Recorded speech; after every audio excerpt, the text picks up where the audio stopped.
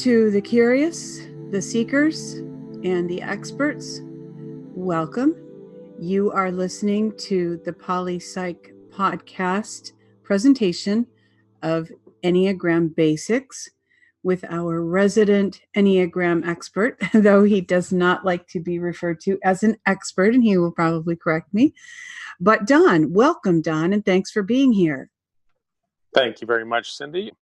Actually, I've studied the Enneagram quite a bit and been through certification classes or classes that are, used for Enneagram teacher certification within the Enneagram Worldwide School, which is Palmer Daniels School. So I do tend to lean in that direction, although I've read a number of books and have been to various Enneagram events. So with all that, to say that I've found this to be a very useful system for informing myself. And I am an INTJ in the Myers-Briggs MBTI, and within the Enneagram system, I am type 5, equal wing, and social subtype. How about you, Cindy? Well, thank you for asking. And as you know, I have attended some of those Enneagram events with you. So I am an Enneagram 2, probably wing 1, self-preservation subtype. And in the MBTI system, I am an INFJ. Is that your little picture there? I see you on the type 2, and I see two other people on the Enneagram thing there too, and I'm down on the 5. Yes, that's that I am at the 2, you are at the 5, and our comrade Ken, who is our MBTI expert, we believe is at the 9. He has read the paragraphs for the Enneagram and evidently is a 9. So we're going with that. Yeah, I see him as a 9, and I think that he's enjoying learning the Enneagram world, and we'll get to share it with you. So let's get going. Very good. Let me call up our Enneagram graphics here. And I believe you wanted to begin with this chart. Yes, that's the first chart. And as you can see right off the bat, you have 9 numbers. Ennea is 9 in Greek, so that's all that means. 9 types. You have 3 groups there. See the 3 different colors, and those are mind, will, and emotions. The words here on the picture are slightly different, but that's basically what it's about. Is the top 3 types, the 8, 9, and the 1, are about will, or sometimes referred to gut. Here it says power and control. The next 3 types have to do with emotions, and it's about affirmation and esteem on the chart. And on the next 3 types are the mind types, and that's the 5, 6, and 7. It says safety and security on the chart, but that's the mind type. So we are organized that way in terms of the 3 centers. The basic concept of the Enneagram is that we don't have as equal access to the centers. In theory, we do, but in practice, we need to learn how we tend to favor one center over the others. And we need to learn how to expand in order to grow, how to not just use one center. And in this chart, you'll see the arrows there, and those arrows help us learn how to get out of the centers. And the arrows go in one of 2 directions. You can see the direction with the white tip of the arrow is the direction known as integration or security, and disintegration or stress is with the red tip of the arrow. And you can see how that connects. 6 of the 7 types have a line that goes weaving around between the types that are not on the central triangle. the 3, 6, and the 9 are in the central triangle that doesn't connect to the others. And then the other 6 types are connected among the rest of the types. That just happens to be the way the energy flows within the Enneagram. And as a 5, you can see I connect to types 7 and 8 with my arrows. And the my wings, that's the other concept in the Enneagram, are, as a 5, are 6 and 4. I tend to favor the 6, although earlier in my life I probably favored the 4. I'm not sure if that's a general trend or not, but that is what I've noticed. Another concept that I'd like to relate with this chart is that the concept of how you relate to your center. Actually, I think let's move on to the next chart, and I'll get to that later. So this next slide here has to do with control. And one of the things that the Enneagram helps us with is to take back the control of our own life, because we don't realize usually how easily we're controlled from the outside. In this chart, you see that shame is a very effective means of control for those that are in the emotional group, in the feeling group. And that fear is a very effective means of control for those that are in the mind group or sense danger that they can understand with their thinker. And anger is a very effective means of control, reactive sort of anger, sort of a triggering thing for those that operate out of the will or the gut center. And what we want to be able to do with the Enneagram is to learn how to recognize when we're being controlled in an exterior kind of a way, and to be able to move on outside of that, and to kind of get out of what sometimes is called a fixation of the Enneagram type. So we learn to broaden ourselves. And there in the next slide, we'll see that the Enneagram is actually associated with the 7 deadly sins plus 2. Now, a lot of people don't like, in the Enneagram world, don't like to focus too much on the downside of the Enneagram, and because it's kind of hard coming into a system and then you learn how bad you are. But I am not of that mindset. I'm in the mindset of that if you can see the problem, you can find your way out of it, and you don't want to hide it from yourself. The Enneagram is a very useful tool for self-discovery, and sometimes it's hard at first, but once you can see your pitfalls, then you can learn to find ways out of them. The Enneagram corresponds to the 7 deadly sins plus 2 more, which correspond to the 3 and the 6, which is deceit and fear.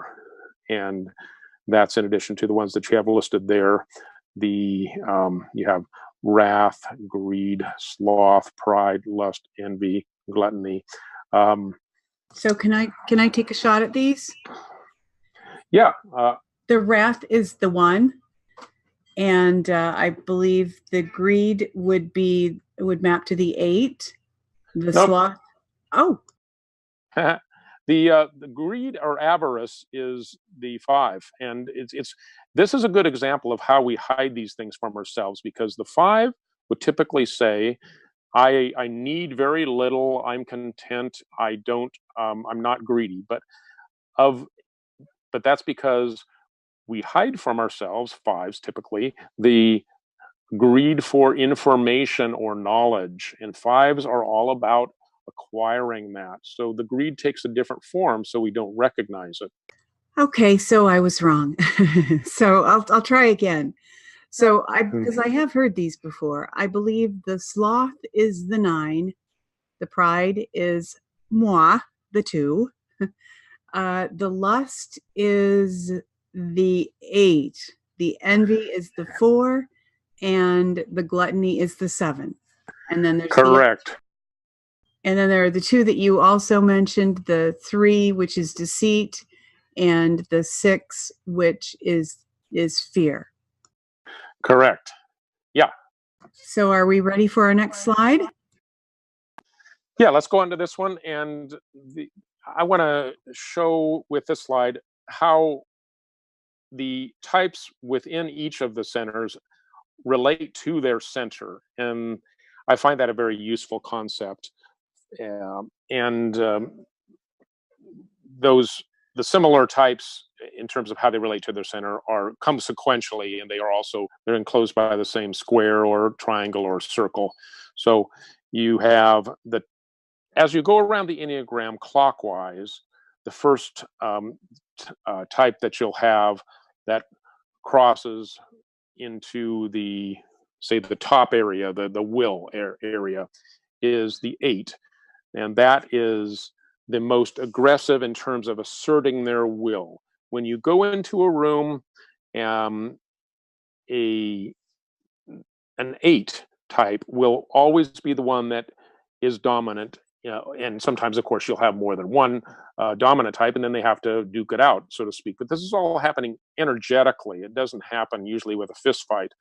But the 8 is usually the one that's in control, and sometimes it's usually a fairly direct way of control. Moving around to the next group, the emotion-based group, you'll see that the 2 is the most feeling-oriented in terms of relating very directly to, and in a positive sense, into feelings. They enjoy feeling, just as the 8 enjoys.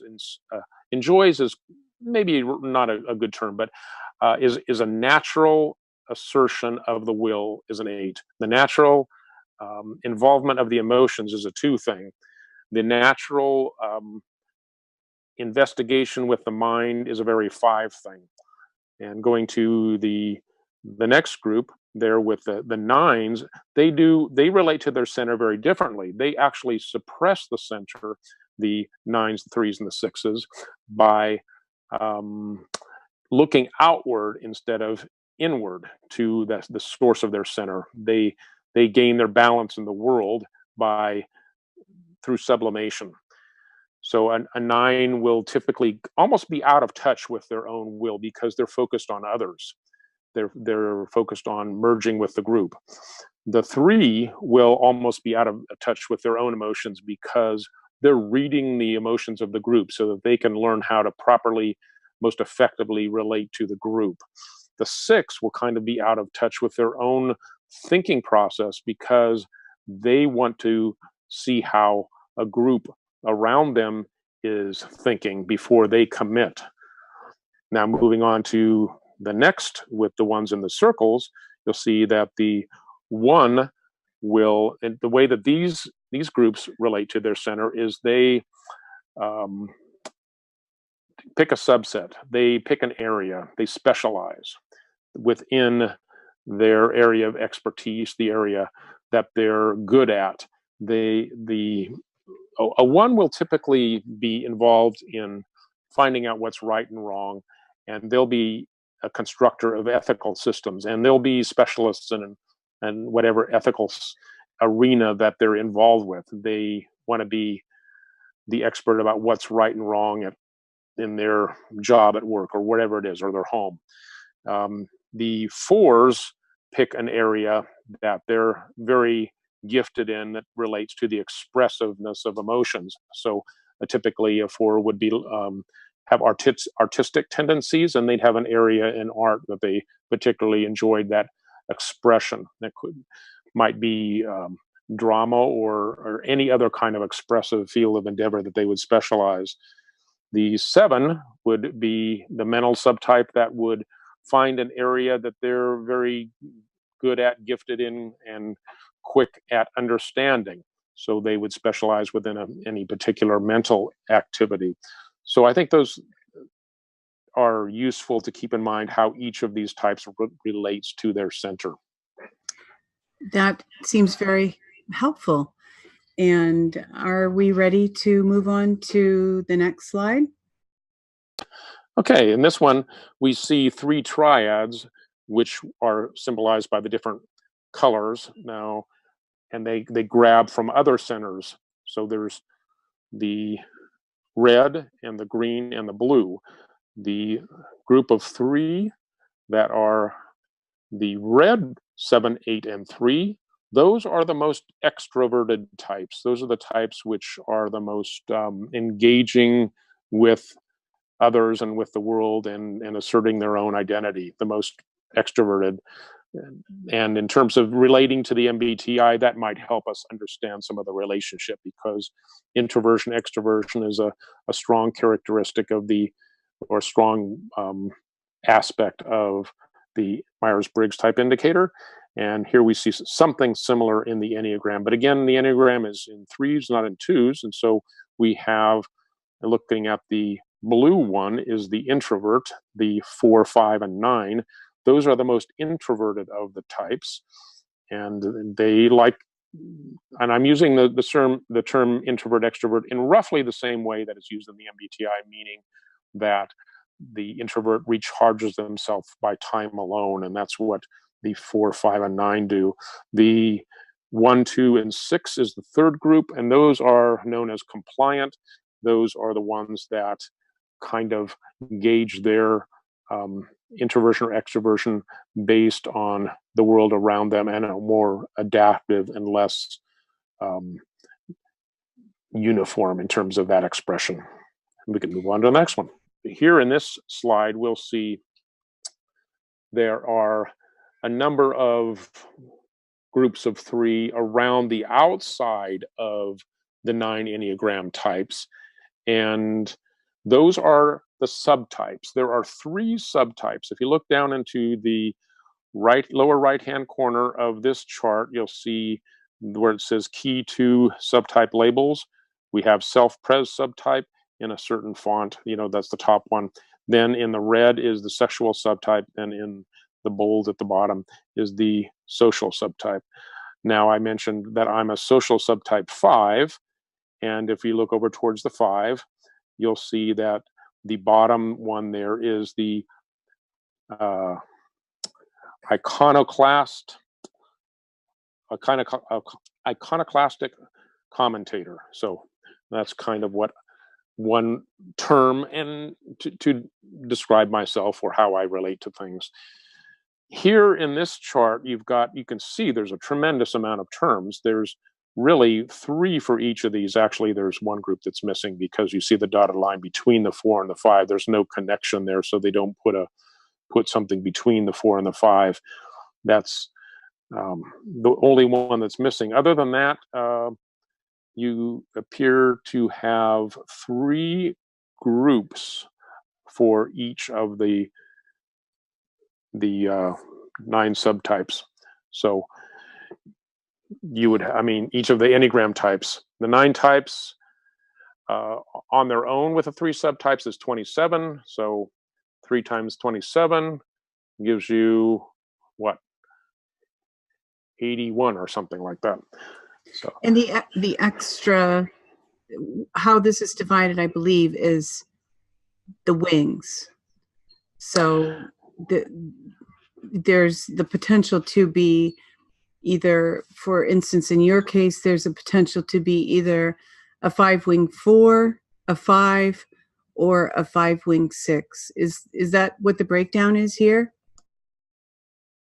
Yes, you're correct. That is how this chart is laid out. And now that I look at it, it does look like maybe there are 3 for each. The public observer is the one that is the more straight 5 without a wing, and that would probably be my type. Also, trend analyzer, I could relate to that as being somewhat of a 6 wing. But the main thing to get here is that there are a great number of subtypes, and there is a great deal of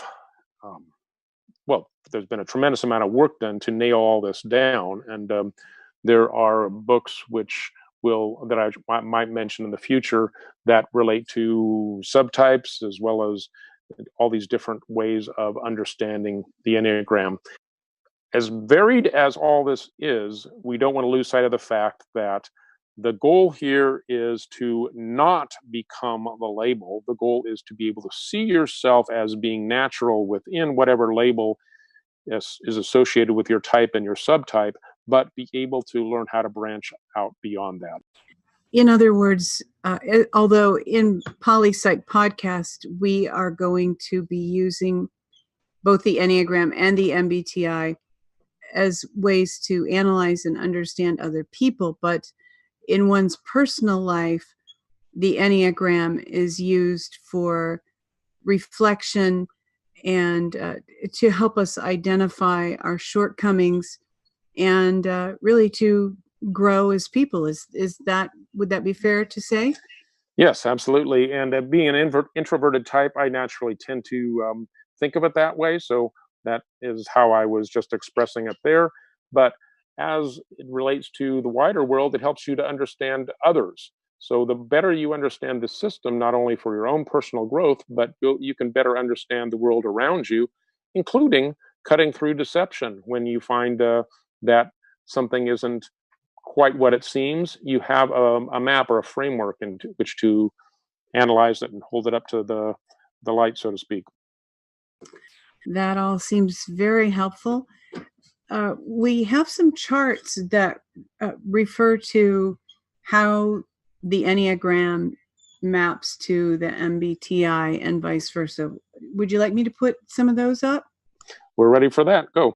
May I just identify myself here? I'm noticing, and I've noticed this as we've been researching this a little bit in preparation for this video, that although I am an INFJ too, I'm evidently a little bit of a rare bird. I'm not the least common, but the INFJ is, where is it? It's difficult to read this chart a little bit. It's near the bottom. Okay, correct. So INFJ 2, less common. Yeah, you're less common. So you're not very uncommon, but you're less common. And for me, I'm the INTJ in the yellow and type 5, which is very common. So most INTJs are either 5 or 1 or 8, according to this chart. If you look along any given line, you can see that's where the blacks are.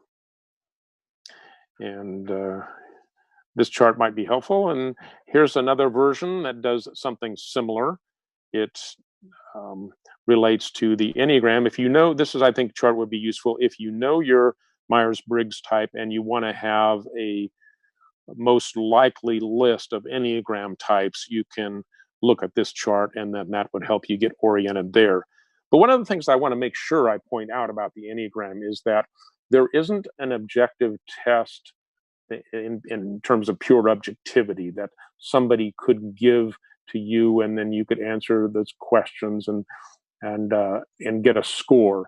What there is there's descriptions of the types that are very precisely written. My favorite is by Dr. David Daniels, and he would, and those different paragraphs would either resonate with you, some more, some less, and then you would say, this is me, yeah, mostly this. A typical experience is that somebody would read the 9 paragraphs and say, well, I'm a little bit of all of them. Well, you need to kind of focus a little bit more and try to really hone in on it, and you'll get a sense of the feeling of the energetics of one of them that will be closer. And it's a good idea to pick your top 3 and then narrow it down from there.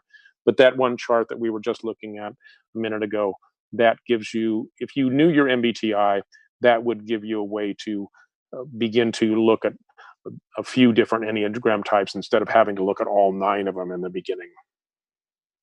That's great. Thank you for that tip. And we will be including in the notes for this video links to pages that will help you begin your quest to determine what your Enneagram type might be, and also links for more information on the MBTI in case you are a newbie, which is probably unlikely, but we definitely want to help facilitate everyone learning as much as they possibly can about both of these systems. And we hope that through understanding, we will find ourselves and help to build a better world. Because as one of the things that I find really appealing about the MBTI is that one of the main books that's referred to is Please Understand Me. So it's definitely through understanding that we can all live together in peace and harmony. Yes, and I wanted to reiterate that it's both an inside journey and an outside journey. So whenever you're critiquing or trying to understand any of the other types or those types around you, whether they're in the public eye or whether they're in your family, you do it best when you understand yourself. And then vice versa, you understand yourself better when you understand how people around relate to you. So it's works both ways, and you have to not only do one but do both.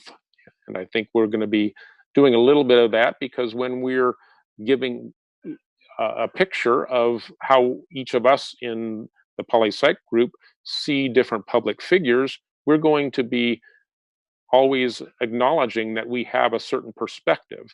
And I come from the mind center, and Cindy comes from the emotion center, and Ken comes from the will center. So we hope that we'll be able to give you a well-rounded picture, and we hope you enjoy it. And we would like very much to thank all of you who have joined us for this YouTube video. Again, we welcome the curious, the seekers, and the experts. Please leave comments if you have any. Please like this video and subscribe to our channel so you will never miss a thing that we put out. Thanks again.